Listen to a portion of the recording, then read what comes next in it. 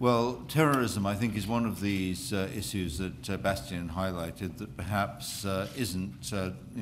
perhaps oddly, top of the list for greater EU activity, and that reflects the fact that, of course, intelligence is specifically highlighted in the Lisbon Treaty as a national competence, makes it clear that the EU does not have any purview there. And this reflects the fact, firstly, that intelligence is not just collected for the purposes of doing counter-terrorism, but is also collected for the purpose of supporting statecraft, which is a very national-focused activity. And intelligence collection is, if you like, one of the supreme exercises of national sovereignty. So unless and until we get to a situation where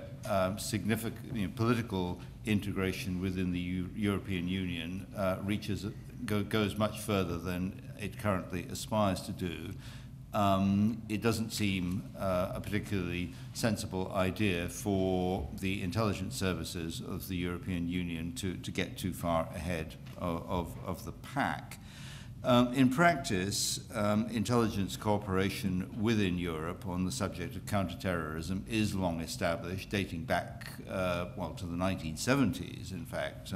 dealing with ethno-separatist terrorism, Irish, Spanish, of the kind that still exists to a degree, varying degrees. But this has evolved to counter a genuinely transnational threat, that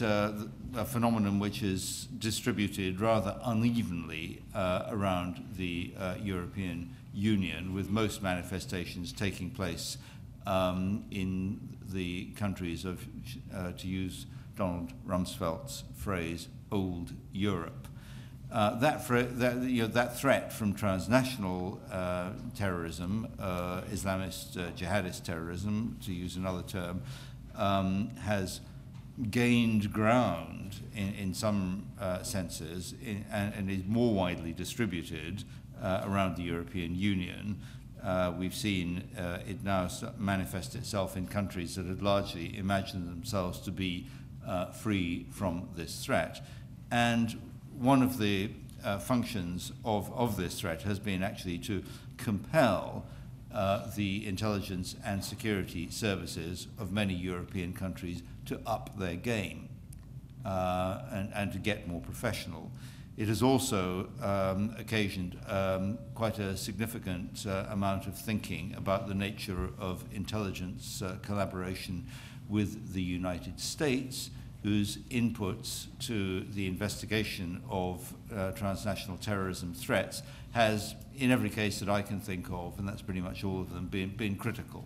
And that raises an interesting question. Does Europe have to remain dependent upon the United States for critical intelligence inputs in this area, or is there scope for Europe to strike out more on its own? At the moment, we have a kind of global model in which the United States holds the ring and is the collector of first resort, if you like, for the entire planet on terrorism issues. But of course, that does bring with it some potential moral hazard when the United States is engaged in practices not in line with European perceived values and norms. I think apart from that, the main role I think that Europe has is normative within the EU, making sure that different countries' laws, procedures, and practices are as closely aligned as possible, and that Europe is actually able to implement a counterterrorism policy, a counterterrorism strategy, which it has had in place for quite a few years now.